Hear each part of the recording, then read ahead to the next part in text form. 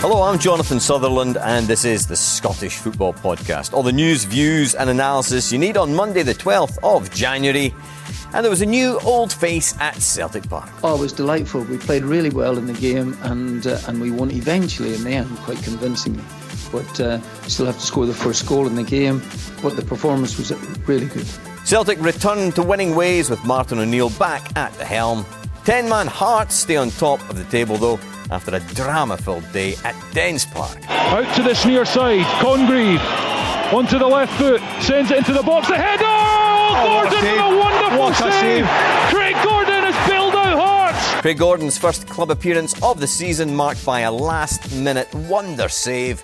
And Rangers ease to another victory over struggling Aberdeen. Tavernier stands over the ball in the wind and the rain, right-footed, scores! Rangers have a 2-goal cushion now, and James Tavernier loves a goal against Aberdeen. We've got all the weekend action covered.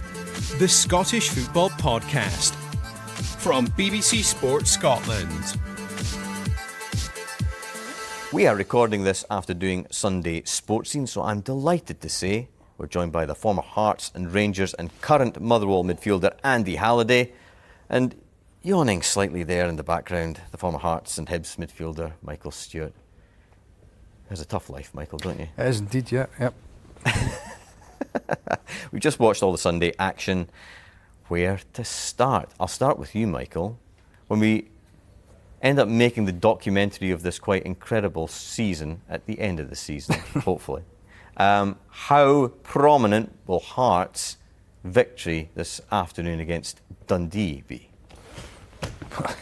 Depends what the story is at the end of the season. Tell me. Well, I mean, we were obviously saying earlier on, it certainly felt, the manager said it as well, it certainly felt like it was a significant result. And I think when it's hot on the heels of the result at home against Livy, which was an uncomfortable second half, but they saw the game out, and obviously away from home against a resurgent Dundee down to 10 men, and the fact that Craig Gordon comes up with an impossible world-class save in the dying embers of the game, it just, it feels like that should mean something. It certainly means something, and obviously the context of the game itself means that Hearts kept the 3 points, but it certainly feels like there's a sort of story that's being sort of woven throughout this season, and that feels like it's a pretty big juncture. Andy Halliday, there was a real resilience about Hearts, even though they were down to 10 men, and I don't think anybody was surprised that they ended up sealing the 3 points, were they? Yeah, and listen, that's the thing when you're at the summit of the top flight. I think everyone's waiting for Hearts to slip up. I think everybody knows and realises that Celtic are going to be in a better place under Martin O'Neill. I don't think there's any doubt about that. Danny Rowe's got a tune out of Rangers, so everyone's expecting them to carry momentum forward and really push Hearts. So I think everyone's waiting for this Hearts slip up. And I wouldn't say there was loads of people who would have tipped Dundee today, but the fact of the matter is Dundee have won 3 games in the straw. It was going to be a difficult game. When Hearts go down to 10 men in the first half, I think that was the moment. I think everyone was expecting, well, here we go. This is going to be a real challenge for them. And just on that point, I think we were all a bit surprised by the decision to send we off were. the goalkeeper, because the Dundee player looked like he was being diverted away from goal, which I think a lot of people think that sort of negates whether it's a clear goal-scoring opportunity, but clearly for the referees in this situation, that's not how they saw it. Yeah, well, me and Mikey today, we haven't disputed that it's a foul. I think we can agree that it's a foul. I just think the direction of Ugone's touch, I think that Jamie McCart's in close proximity to interfere with the next action if he did stay on his feet. Craig Halkett's sitting back on the line. I think there's so many mitigating factors for me that thinks a red card was the wrong decision. That being said, it obviously wrote another chapter into Hearts' season with the return of Craig Gordon and obviously the save he makes at the end of the game. We are talking about how important these results and performances can be. Hearts won the reverse fixture against Dundee 4-0 at Tynecastle. I'd bet if you asked Derek McInnes and the players that today gave them more belief than a comfortable win at Tynecastle did against Dundee. How much can Dundee take from today's performance, Michael, overall? Well, you heard Stephen Presley talking after the game in terms of there's been huge improvement, and I think obviously getting 3 wins in the space of a week does that. It fills the team full of extra belief and confidence, and I think the performance on it as a whole was far better than a lot of games that we've seen from them. I'm just looking at the league table here at the moment, and those 3 wins clearly it propels them up the table. They're within touching distance, 3 points behind Aberdeen and Dundee United. So you start looking at that mid-table, and it feels like that's where they are, rather than previous to that they were languishing at the bottom in what felt as a 3-way battle for the relegation spot in the playoff with Kelly and Livy. So that performance there today was good. On the whole, I thought there were at many aspects of the game that Stephen Presley would be really, really happy with. They've got Kelly away from home next. That's massive. They've got to follow that performance the other day. Obviously, it's a defeat. They've got to follow that up with another good performance and points against Kilmarnock for them to feel like, it's not just a flash in the pan in terms of 3 wins in a week. We've lost against Hearts and then you lose against Kelly and it feels like, that's dissipated. They've got to follow it up with a performance and result against Kelly. And can you think of a better save off the top of your head than Craig Gordon's save? No. That's just mental. Tell you what, certainly not this season. We're just saying there. Craig Gordon's catalogue of good saves will be pretty impressive, and the fact that he says it's one of the best saves, I'd actually love to see the replay of him celebrating that again, because I'm sure he actually tells us how much he thinks it's a good You were save. lip reading. Well, I felt like I was. But listen, look at the reaction of Benny Beningame, look at the reaction of Craig Halkett. They think the net's just waiting to ripple. And Craig Gordon somehow manages to stretch every bit of his 43-year-old body to not only make a save, but he actually diverts it away from danger. That to me makes it even more impressive, because do you know what? You'd actually forgive him that if he makes a save but it trickles back into the 6-yard box, such as how good a save it is.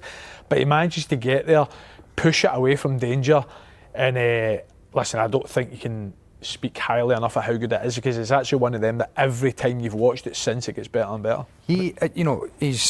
He's obviously barely played since he's come back from injury. His game for Scotland was outstanding as well. Everybody's talking about can he play, having not played for Hearts. He came in such a crucial couple of games for Scotland, and his games for the national side were incredible. They really were. The saves he was coming up for and that as well. And then today, Craig Gordon's whole sort of career, and we were talking about this before, 25 year, and it's broken up into 2 halves. The first half prior to his bad knee injury, and it looked like his career was finished. He's had the same period of time since it looked like he was going to have to retire from his knee injury. Yep. And arguably the second half of his career has been better, because he's won all these titles at Celtic. He's had this fairy tale return to Hearts. He's going to finish his career there. He's taken the national team to the World Cup. He's been to the Euros with the team. Well, he didn't actually, go to the Euros. He was left out. You think about, the psychological, challenges he's had at the age that he's at. You think to yourself, like, how much more has he got left in the tank? And to come up with that save, as I said, it's a fairy tale ending to an incredible career. And I know they are making a documentary about his career, which will end obviously with a crescendo of him lifting the Premiership title and the World Cup. Of course. What a fairy tale that's going to be a good watch, that. Yeah. Let's talk about the rest of the weekend action. Finishing off with the Sunday stuff, Andy. It was a bit of a dreary watch, the match at Pittodrie, let's be honest, between Aberdeen and Rangers. Horrible weather conditions, of course. What was your hot take from what you saw? Well, whether it's not filled with quality, I think these games are always entertaining. Rangers going away to Aberdeen, it's all blood and thunder, or it can be entertainment for the quality perspective. And I thought we all suspected that coming into the game today. Listen, I don't think Aberdeen have been a great side this year, but given that Peter Leavens now came in, you always talk about this new manager bounce. He managed to do that previously when he was in interim charge. And given how poor I thought they were during the week at Ibrox, I just assumed there had to be some form of reaction. I thought the Aberdeen crowd would demand it. I thought the players would demand it from themselves. But I even thought for the first whistle, I didn't feel there was real threat at any point for Aberdeen, real intent, real physicality. Danny Rowe actually mentioned in his pre-match interview that he suspected a lot of duels. I don't even think there was much of that. It was just a game that I thought was really, really comfortable for Rangers. Without Rangers being great, I don't think they had to get out a third gear, shall we say. And obviously, from a Rangers point of view, it's another good win for Danny Rowe. They're obviously a real threat from set pieces. Aberdeen kind of attested that during the week and again today. But you mentioned earlier about potential title favourites, potential title running. I still feel that Rangers have to be extremely active from now to the end of this transfer window to bring in 2-3 immediate starters and guys that can affect the game at the top end of the pitch, especially in open play.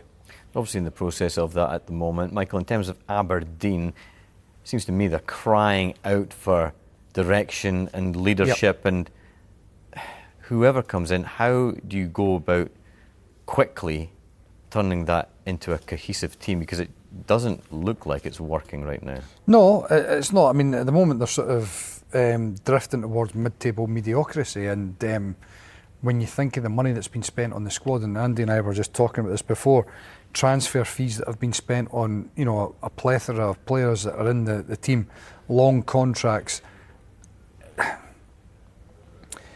In the short term, I think there is more that you can squeeze out of the team. Obviously try to just get a little bit of belief and confidence out of them as well, with a few good results. But a little bit more, not longer term, but certainly medium term, I'd be slightly concerned with the number of players that they've brought in that have failed to make any real impact, and the money that's been spent on them. So, any manager that's going in, it's a massive club, so it's a hugely attractive job. But there'll be a fair bit of work trying to rejig that squad, because it's a huge squad, it's a massive squad. They're struggling at the top end of the park. I mean, so clearly, I thought it was quite intriguing and interesting to see Peter Leven getting rid of the back three today. I think it was a poor performance from Aberdeen, granted, but I do think that certainly the back four is better suited to the players that they've got. The back three always felt like a bit of a short-term fix because they had such a terrible start to the season, and they were shipping goals for fun, but it always felt like it was a bit of a short-term fix. So I agree with you massively. They need leadership on the park, but first and foremost they need that leadership off the park to actually to steer the squad in some sort of direction. Otherwise they're going to be destined to the bottom six and just mid-table mediocrity, as I said. Elsewhere this weekend on Saturday, entertaining 1-1 draw between Hibs and Motherwell. A sort of grittier 1-1 between Livingston and Neil McCann Billy Dodd's Kilmarnock. I think we should give a mention to Falkirk. It was a big win for Falkirk against St Mirren. Falkirk very much top half of the table at the moment, Andy, and constantly impressive, real continuity. Lots of the players that were there in League One, huge crowd there, travelling support as well. They deserve so much praise, frankly. That's it. Yeah, well, we talked about the storyline of Craig Gordon and his illustrious career. I think the Falkirk story, the John McGlynn story at Falkirk is equally amazing. Falkirk are a big club, always have been. They've always had a great following, home and away, and they spent 15 years outside the top flight. John McGlynn took them over halfway through the season in League One. They had just drawn, I think it was 2-8 to Edinburgh City, and from then on in they got promoted for League One, they got promoted for the Championship, and they're now sitting top six in the top flight. And I think what makes the story even more amazing is the way they've done it, so the style of play that they've done it, and the players that he's took along the journey. So, Donaldson, Henderson, Brad Spencer, Calvin Miller, guys that have been on that journey with them, Aidan Nisbet from League One to the top flight, Keelan Adams and Barney Stewart signing for university football, Connor Allen having no first team experience, being signed from Rangers as he's been released.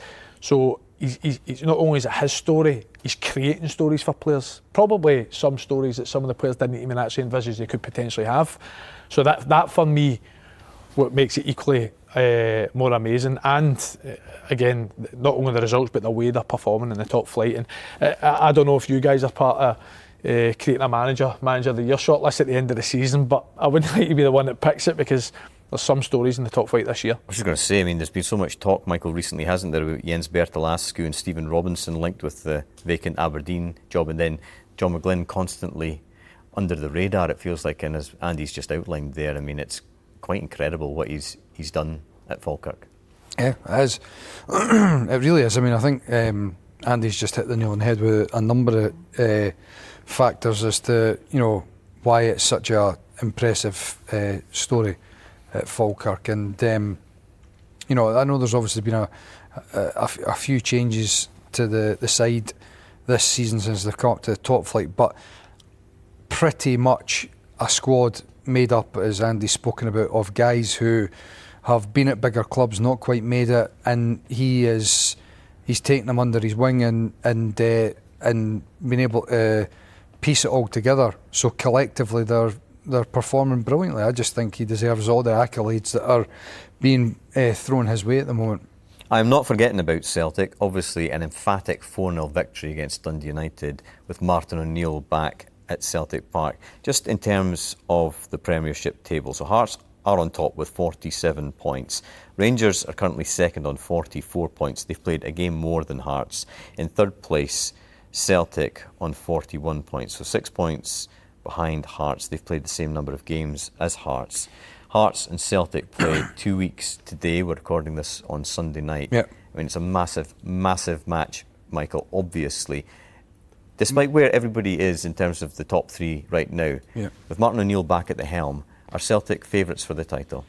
I don't know so much about favourites, but they're certainly in a far better place to be able to mount a challenge, because they were sinking fast under Wilfried Nonce. There was no way they were going to be. I mean, if they'd left that any longer, then they would have been sinking without a trace, to be perfectly honest. And in a sort of perverse universe, it's probably worked out the better in the long run for them that they lost to Rangers, because had they drawn or beaten Rangers, he wouldn't have been sacked.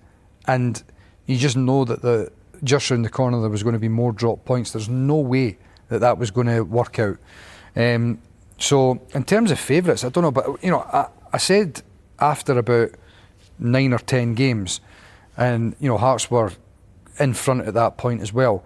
And I spoke about, if you break the season up into, you know, thirds, 10 almost through a first sort of round of fixtures, and normally over the course of the season you're looking at, from say first to third, there was about a 30-point sort of gap, and I think at that point you were looking at Hearts were around about 10 points ahead almost. I think it was something like that, and it felt like, well, if you take forward the next 10 games, then it would be perhaps level, so that at the end of it you were maybe talking about 10 points ahead.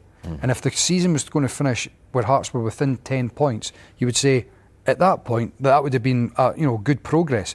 Well, we're now 20 odd games in and Hearts are still ahead, and that's taken on the basis that Hearts would drop back to what would be classed as a normal third place, you know, run of results. Hearts have shown that they're not going to do that. You know, they're not going to be a side that you would have seen as classic best of the rest. They're right in there. So to be 6 points ahead at this stage, I know they're 3 ahead of Rangers having played a game less. But if they're to win that game in hand and be 6 points ahead, you're getting into the realms where even when it gets to the split, it's going to take an almighty drop-off that Hearts haven't shown for them not to be in the hunt, right in the hunt. So who's favourites? I don't know. But you better believe it that they're right in the mix. And when you look at the performances and the belief that they've shown today, they showed last week against Livy, there's a real grit and determination about them. Rangers are, you know, starting to mount, I wouldn't say performances, but they've certainly got belief about them, with a manager that you can tell they believe in. And Celtic are a different animal under Martin O'Neill, so it just makes an incredibly interesting title race with, as we've mentioned a number of times, 2 teams beneath that in Motherwell and Hibs who are capable of beating anyone on their day. And I think if you look at the league table, the top 5 teams have all got pretty chunky positive goal differences. You don't see that very often. In fact, I don't think you ever see that. And that tells you where the sort of split in the league is.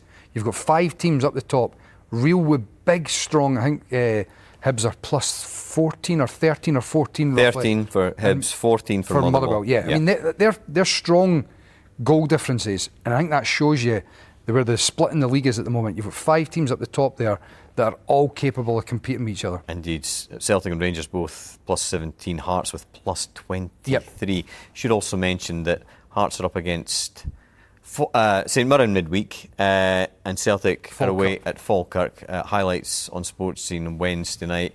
Andy, in terms of that match in 2 weeks' time between Hearts and Celtic, you've said that you are, and I think you still are, on the Hearts train. Well, I always kind of ask myself, what is the makeup of potential champions? You know, Hearts have scored the most goals in the league. They've got the third best defensive record. For me, they've got the best number 9 in the league. They've got the best goalkeeper in the league. They've scored the most goals for corners. They've got the third best defensive set-piece record. Yeah. They've scored goals in the last minute. They've won games with 10 men. So I think at this moment in time, they're ticking every box. And by the way, we've talked about how big a January transfer window is for Rangers and Celtic. Hearts have already signed 2. Both that were probably the problem areas in the pitch, I'd say, for them. And it wouldn't surprise me if they go again. I've heard within, I think Mikey's probably heard the same, that they feel the best within that is Aguirre, who we've not even seen yet. Oh, yeah. So I just don't see this side at this moment in time going away. Now, I think a lot of my confidence at the start was given it was Russell Martin's Rangers and then Wilfried Nancy's Celtic. So I do think that Celtic are undoubtedly going to get better. They have to bring in a number 9. I think Rangers, for me, are undoubtedly going to get better or maintain the form that they're currently on. But what it stands for in what has been the strangest season that I can certainly remember is an incredible finish. And if they 5 teams that we've been speaking about there can maintain their form, honestly, the split could just be could just be anything. It really could. If you have all 5 teams within the kind of points difference that they're at just now, I mean, the different narratives you can potentially see in that split just could be mind-boggling. The one metric that you've not mentioned there is who's got the best manager out of the top 3. Well, history will tell you it's certainly either Martin O'Neill or Derek McInnes. Martin O'Neill, because he's won the amount that he has. He's came back in with the same squad of players that Wilfried Nancy had. He won 7 out of 8 previously. I think everyone felt he should have took at the very least the next 3 when he left. Obviously the top of the table game against Hearts, then the game against Roma, and then the League Cup final against St Mirren. And he's then shown when he's came back in that, by the way, you actually don't need a pre-season to improve this team. And within one 90-minute game of football, for me it was Celtic back to their best. You know, Mikey's played at Celtic Park many a time and he'll tell you, as a midfielder going to Celtic Park, you know you're probably not going to get many touches of the ball. You're going to have to run about a lot. And that's exactly what Dundee United had to do for 90 minutes. Such was Celtic's shape behind the ball, but their willingness to get after the ball once they lost it. And for me, they just gave Dundee United absolutely no chance for the first whistle of getting a result. Talking about best managers, I mean, clearly you look at the top 5 teams, you know, not just the title race, you know, Jens Bertolaescu, outstanding. David Gray, I think a great young Scottish manager. Yes, there's been an element of inconsistency, but I think he's done really well. Developed Hibs into a cracking team when you look at where they were when he took over. And then obviously Danny Rule, he just looks like somebody that has experience way beyond his age. And then, you know, Martin O'Neill's been there and done it, and Derek McInnes just outstanding. So it really does make for an incredible end to the league campaign. And you know, only a fool would tell you how it's going to finish, because I don't think anybody can realistically say. But Andy makes a great point, because post-split it's going to be unbelievable, because those 5 teams are capable of taking points off each other. There's no doubt about it. And that will be the top 5. That'll be the top 5. How it ends up, I don't know, but it's I mean, going into that post-split, I think it will be tight. I think there won't be many points between the sides. But touching on the game in 2 weeks' time, obviously depending on what happens midweek here, but you could be looking at potentially a game at Tynecastle for Hearts, 6 points ahead at home against Celtic. Yes, it's a different animal under Martin O'Neill, but what an opportunity that could be. They've got to take care of business, obviously, against St Mirren at home, but to have a game at home, the way they're playing, to potentially go 9 ahead of Celtic at the end of January, it certainly feels like that's another juncture where that could be, you know, defining of the season. Michael Stewart, Andy Halliday, thank you very much indeed. Remember, we are here with new episodes of the Scottish Football Podcast bright and early every day. So make sure you don't miss out. Subscribe on BBC Sounds and have push notifications turned on in your phone. Scottish football, the gift that keeps on giving. Thanks for listening. For everything you need to know about your team this season, download the BBC Sport app. All the latest news, goal updates, stats and scores, and insight and analysis. Just select your club to get the biggest stories and best content at your fingertips. What a result. Download the BBC Sport app for everything you need to know about your team this season.